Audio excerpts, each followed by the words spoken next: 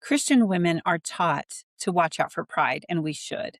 But sometimes I wonder if we're so afraid of pride that we start hiding our gifts.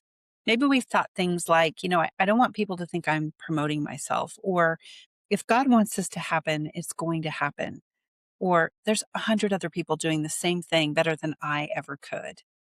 For a long time, I thought having those thoughts was showing my humility, but lately I've been asking myself a more difficult question. What if some of what I've been calling humility is actually hiding? Because there's a big difference between refusing to make everything about yourself and refusing to be seen at all. And for Christian women who are trying to build with leadership and follow their calling and create businesses and lead ministries, we need to know the difference. If we haven't met yet, I'm Cathy McIntosh, founder of Kinship Grove, an online community for women who are trying to build what God has placed on their hearts.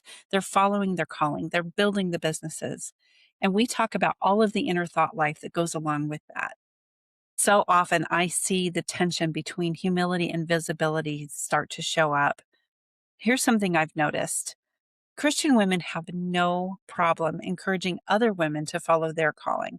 So if we had a friend who came to us and say, I've been thinking about writing a book, we would say, you absolutely need to write that book. Of course you should.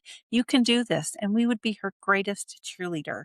We are so generous when it comes to believing in other people. But when it comes to believing in ourselves, somehow the rules seem to change. And suddenly we start thinking, who am I to do this? I don't have the experience. I don't know how to move forward. There's so many other people who could do it better than me. We become advocates of everyone else's calling, but skeptical of our own. If we're honest, that's not always about humility. Sometimes it's about fear. And fear might look like I'm afraid to record the video, or writing a book just seems so much bigger than I am, or I'm just nervous about telling people about my business. But more often, the deeper fear is, what will people think of me if I do? Are they going to think that I'm trying to become an influencer? What's my family going to say? Are the people at church going to think I'm too ambitious? Are the people in the business world going to think I share my faith too much?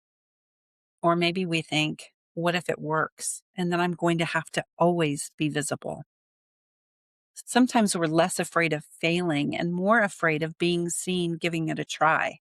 And that's why things get so complicated and messy for Christian women. Our concerns about pride and ego are very legitimate. We want to point to God with everything that we have. We want to give Him the credit and all the glory. And this is where we get confused, because humility isn't shrinking. Humility is remembering the source of our gifts.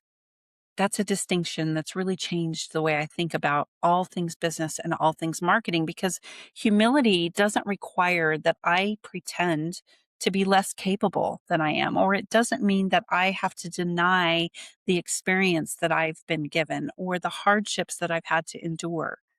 It certainly doesn't mean that I need to make myself invisible.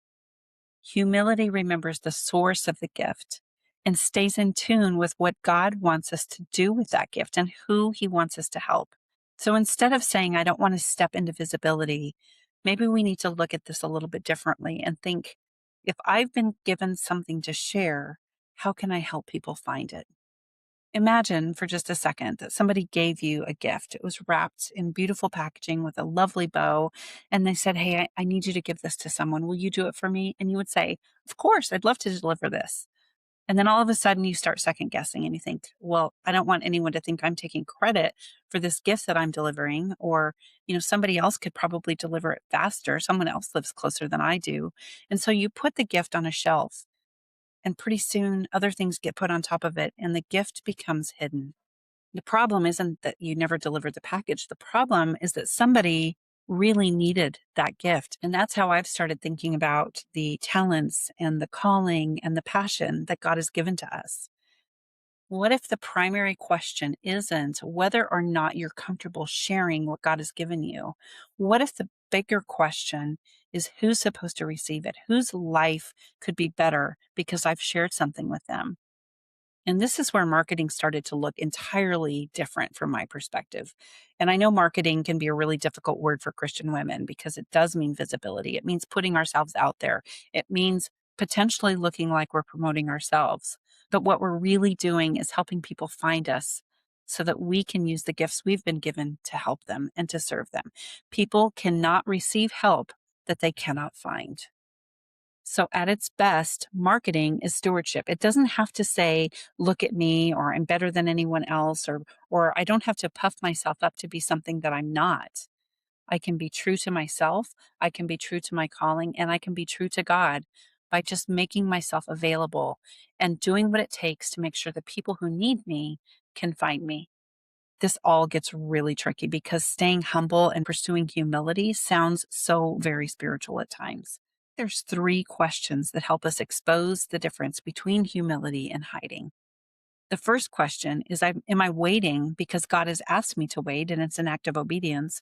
Or am I waiting because I'm afraid of being judged? We know that waiting can be obedience. We know that God's timing is not always our timing. And so waiting itself can sound very spiritual and it can sound like we're doing the right thing.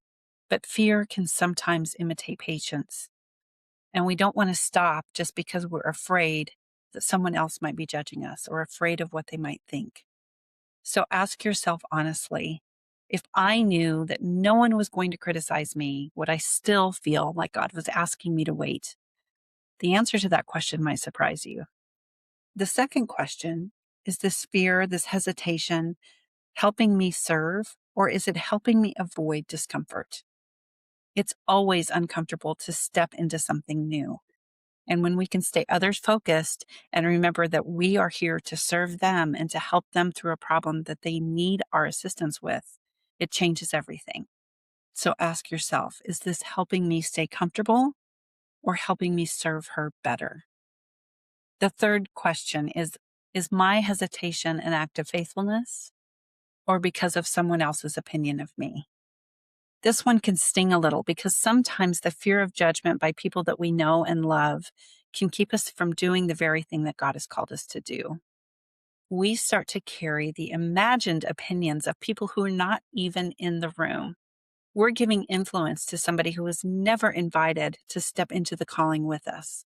So we need to ask ourselves, whose opinion is actually driving this hesitation or this pause in following my calling? And I definitely want to make this practical. I don't want you to leave this video thinking I said to make yourself visible on absolutely every platform that's available to us. That's not the point at all. Instead, start to ask yourself, what small step can I take this week to move slowly? And I'm going to face that discomfort and do it scared into the calling that God has asked me to step into. Maybe it's just pushing record on that video, or maybe it's writing a few opening lines of that book that's been on your heart for such a long time. Or maybe it's looking into building a website for your business. One small step. How can you make yourself even just a little bit more visible this week?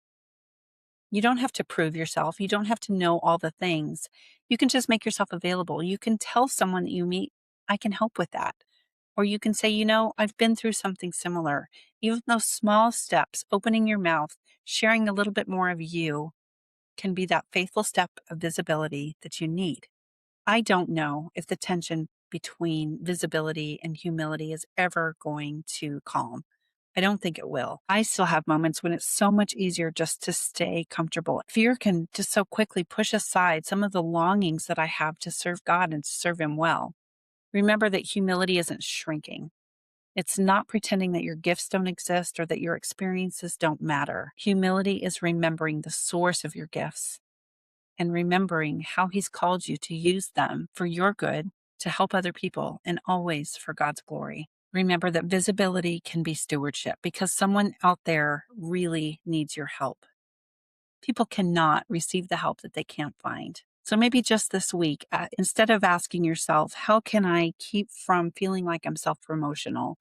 Start to ask yourself instead, what do I need to do to make sure that the person who needs my help can easily find me? I would sure love to hear how this lands with you. Tell me in the comments which of the three questions drew something out of you and made you rethink your calling and the level of humility that you're showing. And if you want to keep having conversations like this about the things that we think inside as Christian women who are called to build something bigger than ourselves and to follow God. I invite you to subscribe and check out Kinship Grove. The link is in the description. We would love to have you join our online community where we talk about things like this week after week.